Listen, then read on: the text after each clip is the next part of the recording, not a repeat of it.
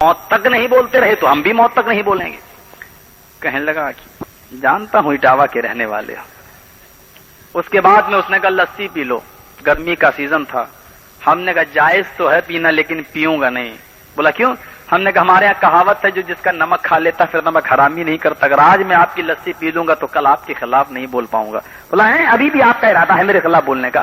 میں نے کہا جب تک آپ نہیں بولیں گے گھبرائیے نہیں, تب تک میں بھی نہیں بولوں گا.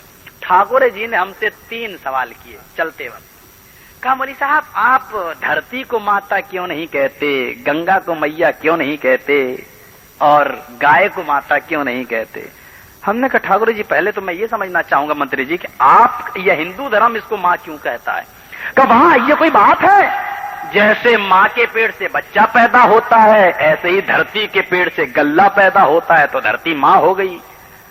ہم نے کہا کتیا کے پیٹ سے بھی بچہ پیدا ہوتا ہے وہ بھی اماں ہو گئی. بھائی اماں سامان تو پھر سب ہو گئی. کہنے لگا کیا بتاؤں میرے پنڈت لوگ یہ کیوں نہیں بتاتے؟ ہم نے کہا ماں اپنے بچے سے پیار کرتی ہے یا نہیں؟ بولا وہ ماں ہو ہی نہیں سکتی جو اپنے بچے سے پیار نہ کرے. ہم نے کہا اچھا جو اپنے بچے سے پیار نہ کرے وہ کون ہے؟ ٹھاکر جی بولے ڈائن, چڑیل. ہم نے کہا جب زمین پھٹتی ہے بھوکمپ آتا ہے تو ہزاروں لوگ زمین میں دب کے مر جاتے ہیں. یہ دھرتی ماں ہو ہی نہیں سکتی جو مار ڈالے. بتاؤ یہ کون ہوئی؟ کہنے لگا یار بات تو آپ کی ٹھیک ہے. اور آگے بڑھے. کہنے لگا اچھا یہ بتاؤ گنگا کو میاں کیوں نہیں کہتے ہو؟ ہم نے کہا آپ کیوں کہتے؟ کہنے لگا جیسے ماں کی چھاتی سے پستان سے بچے کو دودھ ملتا ہے, بچہ دودھ پیتا ہے, ایسے ہی گنگا اپنے بندوں کو اپنے بھکتوں کو پانی پلاتی ہے تو یہ ماں سمان ہو گئی. ہم نے کہا جو تیرنا جانتا ہو منتری جی وہ تو بچ گیا, اور جو تیرنا نہ جانتا ہو اوم گڑیشائے سواہا, رام رام ستیہ ہو گئی. کہتے ہو تم؟ ہم نے کہا آپ کیوں کہتے ہیں؟ کہنے لگا میری یہ گائے شدھ اور پوتر دودھ دیتی ہے. ہم نے کہا کتنا دودھ دیتی ہے؟ بولا 8 کلو. ہم نے کہا تیرے گھر میں جو گائے بندی ہے وہ 8 کلو دودھ پوتر شدھ دودھ دیتی ہے تو 8 کلو دودھ دینے کی وجہ سے یہ اماں ہو گئی. ہمارے گھر میں جو بھینس بندی ہوئی ہے وہ 16 کلو ڈبل دودھ دیتی ہے تو اس کو ڈبل اماں, نانی کیوں نہیں کہتا؟ اس کو نانی کہو. ظاہر بات ہے جب 8 کلو دودھ دینے کی وجہ سے یہ گائے ماں ہو سکتی ہے تو 16 کلو دودھ دینے والی اماں کی اماں نانی ہونی چاہیے. کہنے لگا کہ یار کیا بتاؤں تم نے تو میری دماغ ہی خراب کر دیا کھوپڑی. عجیب طریقے میرے بھائیوں بہت بڑا گھوٹالا ہو رہا ہے ہمارے ساتھ. آج کوئی جرت والا نہیں, ہمارے علماء بھی ہمارا ساتھ نہیں دیتے ہیں. دینا چاہیے اس معاملے میں کہ کم سے کم 1-2 تو ایسے پیدا ہوں کہ جو حکومت کے خلاف بھی بولیں لڑیں. وقت آئے. ہم نے کہا ٹھاکر جی سے کہ مقدمہ چلاؤ, تمہاری کتاب لے کے عدالت میں پہنچوں گا.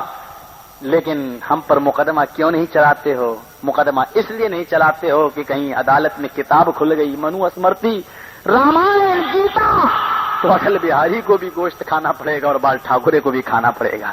اس لیے ڈرتے ہیں مقدمہ نہیں چلاتے ہیں. میرے بھائیوں صحیح بات تو یہ ہے کہ انسانوں کے دانت اس بات کی گواہی دیتے ہیں کہ یہ خود شاکاہاری ہے اور ماساہاری ہے. یہ دونوں.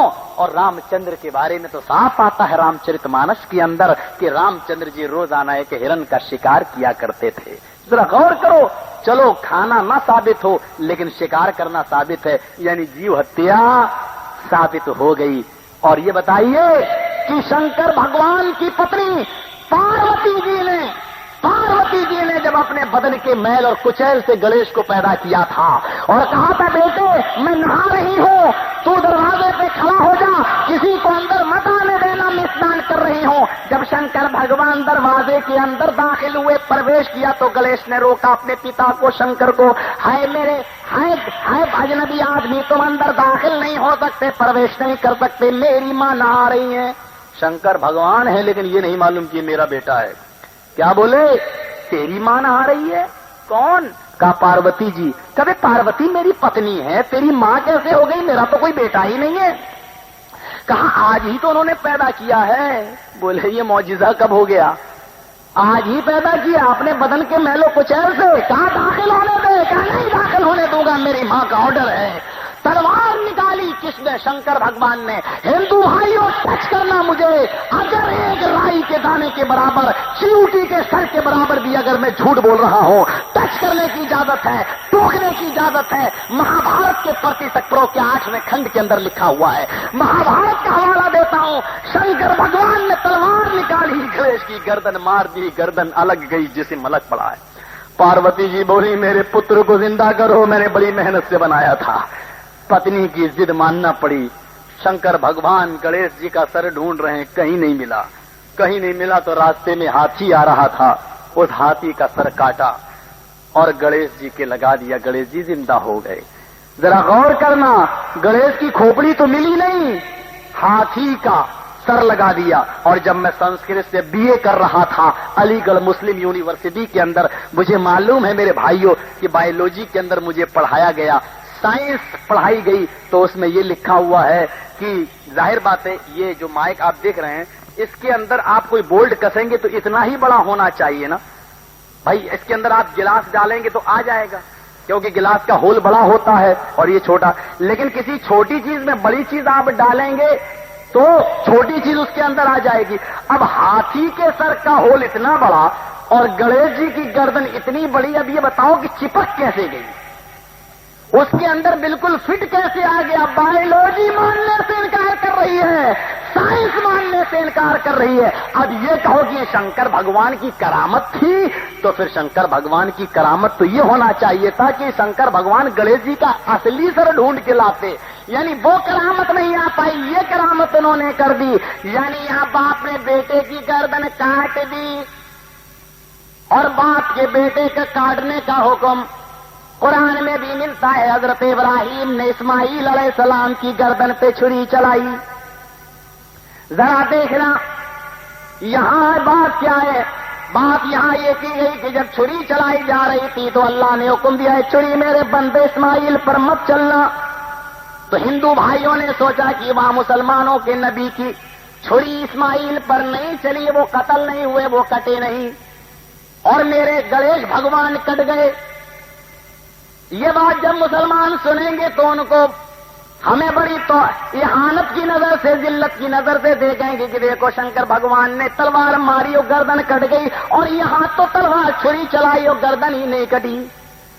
تب انہوں نے ہاتھی کے سونڈ کے کاٹنے کا ذکر کیا ہے، وہ ہاتھی کو ذبح کیا گیا، ہاتھی کو کاٹا گیا اور اس کا سر لا کر گنیش کو زندہ کیا گیا۔ یہاں ہاتھی کے کٹنے کا ذکر ہے، وہاں جنت سے دمبا اتار کر دمبے کو چھری سے ذبح کرنے کا ذکر ہے۔ ذرا غور کرنا، یہاں گنیش بھگوان کی گردن کٹ گئی، پھر دوبارہ ہاتھی کا سونڈ لگایا تب زندہ۔ یہاں باپ نے بیٹے کی گردن پہ چھری چلائی، وہاں بھی باپ نے بیٹے کی گردن پہ چھری چلائی۔ یہاں شنکر بھگوان نے گنیش کی تلوار ماری، یہاں ابراہیم نے اسماعیل کی گردن پہ چھری چلائی۔ یہاں گنیش کو ہاتھی کا سونڈ کاٹ کر زندہ کیا گیا، یہاں چھری اسماعیل پر نہیں چلی، تو یہاں پر بھی ایک جانور کے کٹنے کا ذکر ملتا ہے، دمبے کا۔ ذرا غور کرنا کہ ہمارے ہندو بھائیوں نے کتنا اصلی میں ڈالڈا ملایا ہے۔ پھر اللہ رب العالمین نے کہا کہ جب یہ اصلی میں ڈالڈا مل گیا ہے اور ہندو دھرم کا بھی ستیہ ناش ہو رہا ہے، سارے دھرم کے اندر بگاڑ پیدا ہو رہا ہے، تب ایشور نے اس دھرم کی رکشا کرنے کے لیے، اس دھرم کی حفاظت کرنے کے لیے انتم مہارشی کو بھیجا، جناب محمد رسول اللہ کو بھیجا، اور کیا کہا کہ دھرم کے اندر جو بگاڑ آ چکا ہے، جو ایک ایشور بعد مٹ چکا ہے، جو توحید میں بگاڑ آ چکا ہے، جو بہویش پوجا ہونے لگی ہے، مشرن ہونے لگا ہے، شرک ہونے لگا ہے، اے محمد جاؤ تم ایک اللہ کی اپاسنا کا حکم دو، لوگوں کو ایک اللہ کی بھکتی کی طرف بلاؤ، لوگوں کو ایک اللہ کی عبادت کی طرف بلاؤ، ایک اللہ کی بندگی کی طرف بلاؤ، مورتی پوجا سے روکو، مورتیوں کو ناش کرو، وہ مورتی ناشک بنا کر بھیجا۔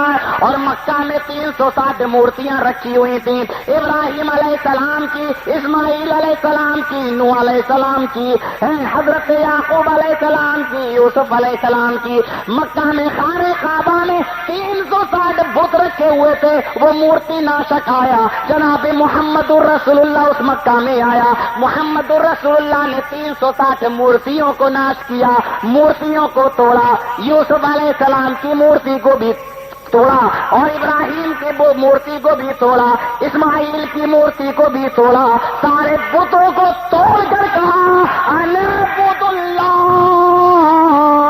او لوگوں ایک ایشور کی تپسیا کرو، ایک ایشور کی اپاسنا کرو، ایک اللہ کی بھکتی کرو، ایک اللہ کی عبادت کرو، ایکم برہما دتی ناستے نناستے کنچن، ایک ہی برہما پوجیہ ہے، ایکم برہما ایک ہی برہما ہے، دتی ناستے دوسرا نہیں ہے، نہ ترتیہ نہ تیسرا ہے، نہ چتر نہ چوتھا ہے، ایک ہی ایشور کے سامنے اپنا ماتھا ٹیکو، ایک ہی اللہ کی بھکتی کرو، مہی دیو سے سوتو پرستوتی، وہی ایشور سمپورن پرشنساؤں کی یوگیہ ہے، ساری تعریفیں اسی اللہ کے لیے ہیں، اسی کو قرآن نے کہا الحمدللہ رب العالمین، ساری تعریفیں اس اللہ رب العالمین کے لیے ہیں، اسی کو وید نے کہا بسر دیامانا، اس اللہ کے لیے، اس ایشور کے لیے بسر دیامانا، جو دیا کرنے والا، جو کرپا کرنے والا، جو رحم کرنے والا ہے، اسی کو قرآن نے کہا الرحمن الرحیم، جو بڑا ہی رحم کرنے والا کرپالو دیاوان ہے، پھر اسی کو وید نے کہا نئے سپتھرائے آسمان، ایشور ہم کو سچے مارگ پہ چلا، ہم کو سیدھے راستے پہ چلا، اسی کو قرآن نے کہا اہدنا الصراط المستقیم، اے اللہ ہم کو سیدھے راستے پہ چلنے کی پریرنا دے، ہم کو سیدھے راستے پر چلا۔ قرآن نے آنے کے بعد بتایا کہ وید بھی، تمہارے وید بھی وہی شکشا دے رہے تھے، کیونکہ ہندو دھرم کے اندر بھی کوئی نہ کوئی نبی آیا ہے، یہ نہیں کہہ سکتے ہو آپ، اور ہو سکتا ہے کہ وید بھی آسمانی کتابیں ہوں۔ ہمارے بھائی ذرا 4 کتابیں آسمانی ہیں میں مانتا ہوں، تورات، زبور، انجیل اور قرآن، لیکن قرآن نے یہ نہیں کہا کہ اور آسمانی کتابیں نہیں ہیں۔ 1,24,000 لگ بھگ نبی آئے کم و بیش، تو کیا ان کو 4 ہی کتابیں دی گئی ہوں گی؟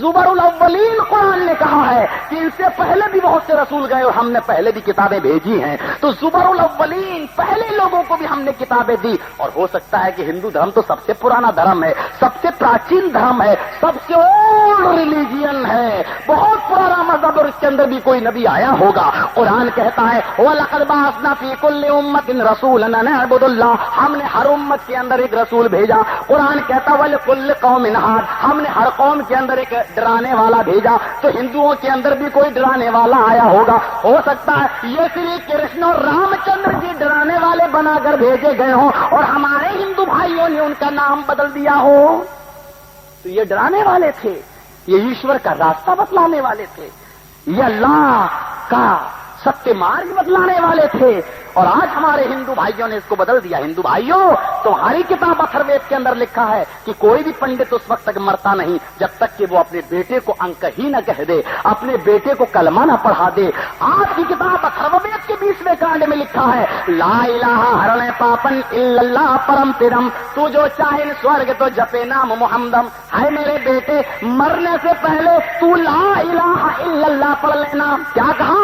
لا الہ ہرنے پاپن، ہے میرے بیٹے مرنے سے پہلے تو لا الہ الا اللہ پڑھ لینا، ہرنے پاپن، تیرے سارے پاپ حرل ہو جائیں گے، مٹ جائیں گے، تیرے سارے پاپ ختم ہو جائیں گے، ہرنے پاپن الا اللہ پرم پرم، تو جو چاہے سورگ تو جپے نام محمدم، اگر جنت چاہتا ہے تو محمد الرسول اللہ کا نام لینے والا بن جا، اگر جنت چاہتا ہے تو محمد کی اطاعت کرنے والا، فرما برداری کرنے والا بن جا۔ میرے ہندو بھائیوں، بڑے پریم سے کہتا ہوں تم میرے بھائی ہو، آپ کی کتاب کہہ رہی ہے، اور کیا کہتی ہے سنو گے؟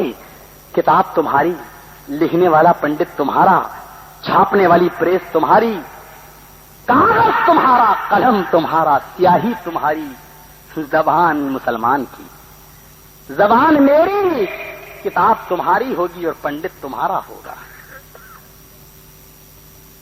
اجیان ہیتو کرت محمد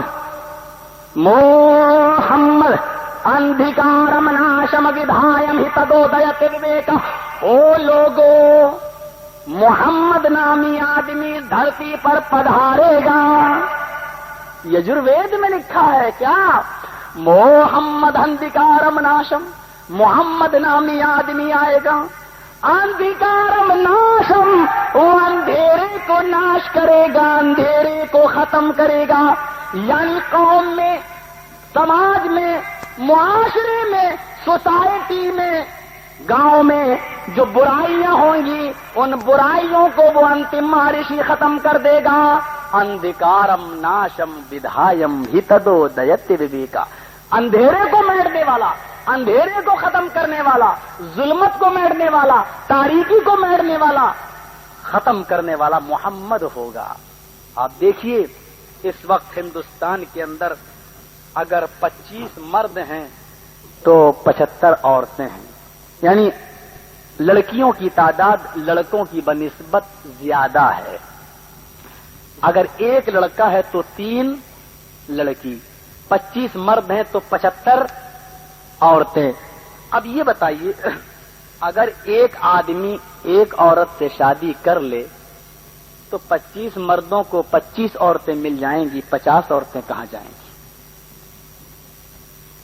हिंदू धर्म तो कहता है कि एक ही शादी करो, उसको तलाक नहीं दे सकते, और एक आदमी एक ही पत्नी रख सकता है, 2 नहीं।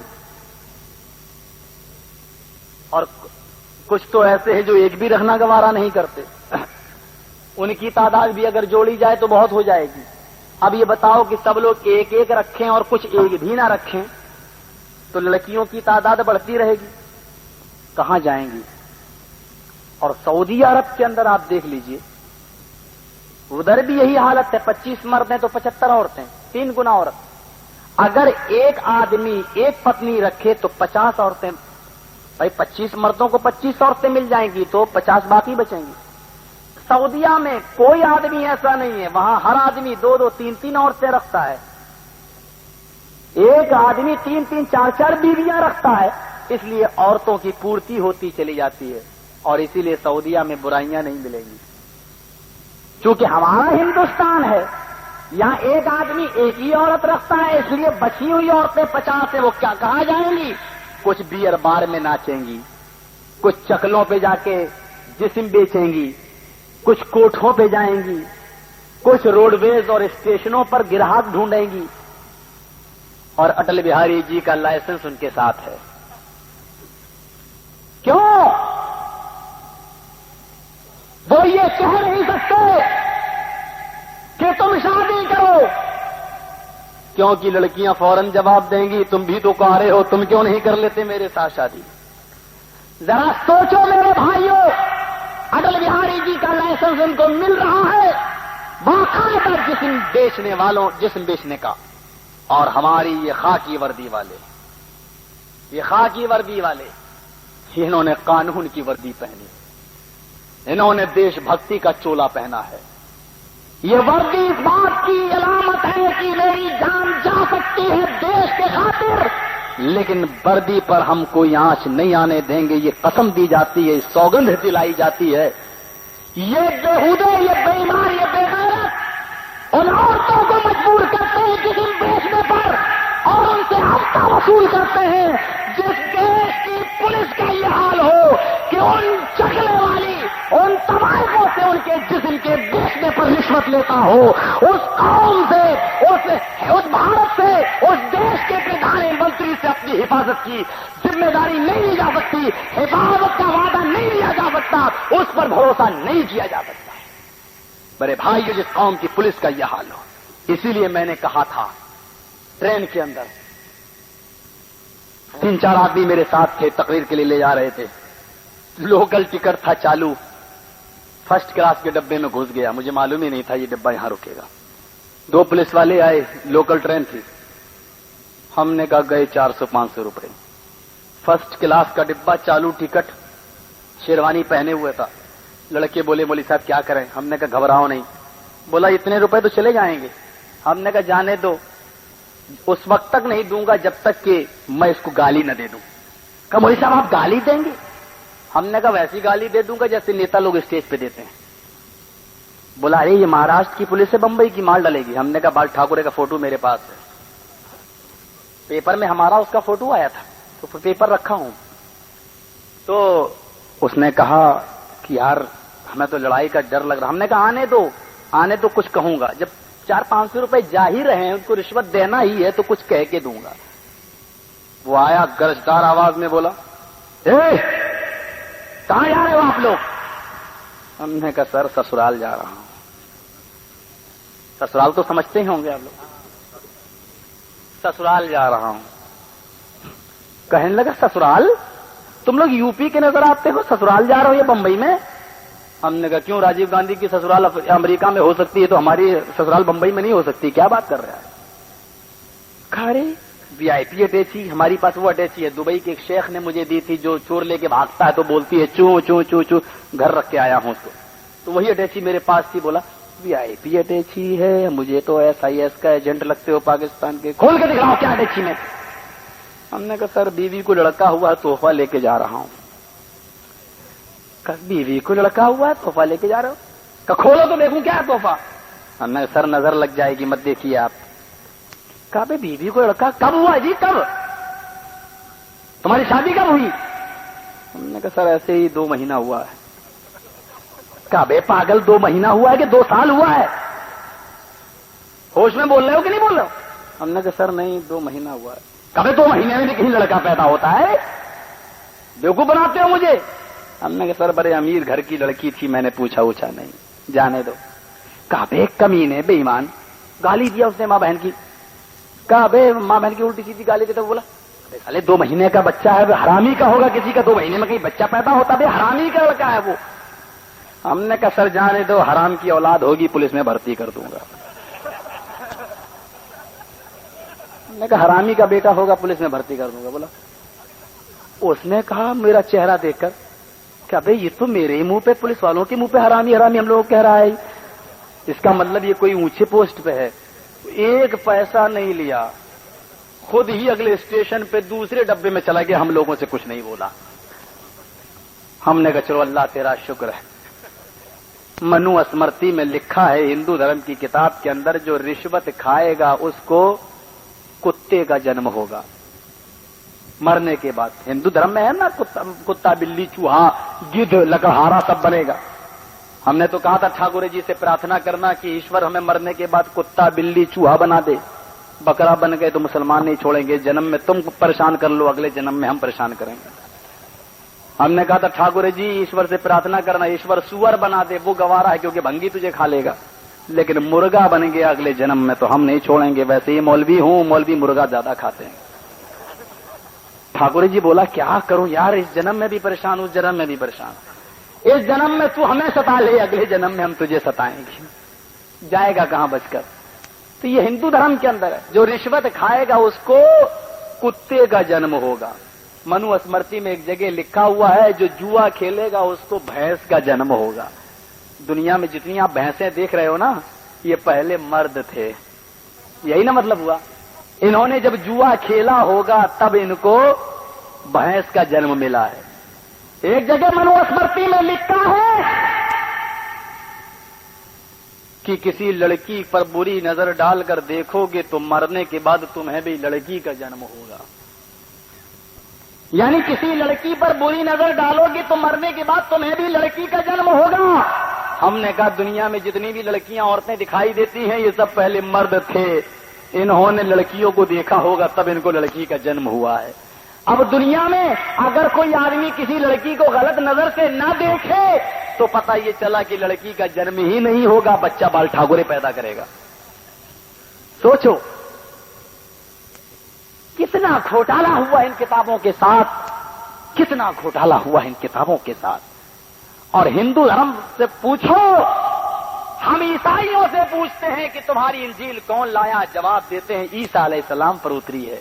ہم یہودیوں سے پوچھتے ہیں کہ یہ تورات اور ٹیسٹامنٹ کس پہ اتری ہے، وہ جواب دیتے ہیں کس پہ اتری ہے، موسیٰ پر۔ ہم ان سے پوچھتے ہیں داؤدیوں سے زبور کس پر اتری، کہتے ہیں داؤد علیہ السلام پر۔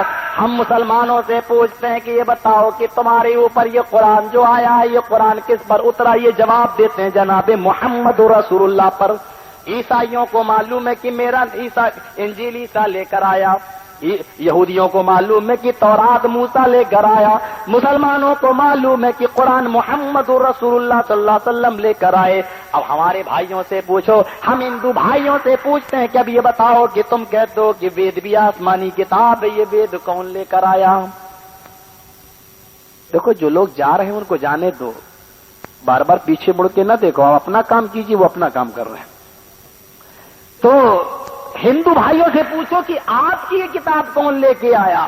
میں دعوے کے ساتھ کہہ سکتا ہوں، یہاں بیٹھا ہوں، اگر یہ بھج کا علاقہ کہلاتا ہے میرے بھائیوں، یہ سمراسر گاؤں کے اندر میری آمد پہلی بار ہوئی ہے، شاید یہ ڈسٹرکٹ بھج میں پڑتا ہے، پورے بھج کے پنڈتوں کو میں چیلنج دیتا ہوں، سمراسر کے پنڈت اگر جواب نہ دے پائیں تو بھج کے پنڈتوں کو بلا لیں، اور بھج کے پنڈت بھی جواب نہ دے پائیں تو گجرات کے پنڈتوں کو اکٹھا کر لیں، اور پورے گجرات کے پنڈت بھی نہ بتا پائیں تو پورے ہندوستان بھارت کے پنڈتوں کو اکٹھا کر لیں، اور منت اور ضمانت کے طور پر اٹل بہاری جی سے کہتے ہیں کہ جتنے پنڈت ہوں وہ زمین کی تہ سے کھود کھود کر زندہ کریں، سارے پنڈتوں کو اکٹھا کر لو اور ان سے پوچھو کہ تمہاری یہ وید جو آکاشی کتاب کہتے ہو، یہ وید لانے والا اوتار کون ہے؟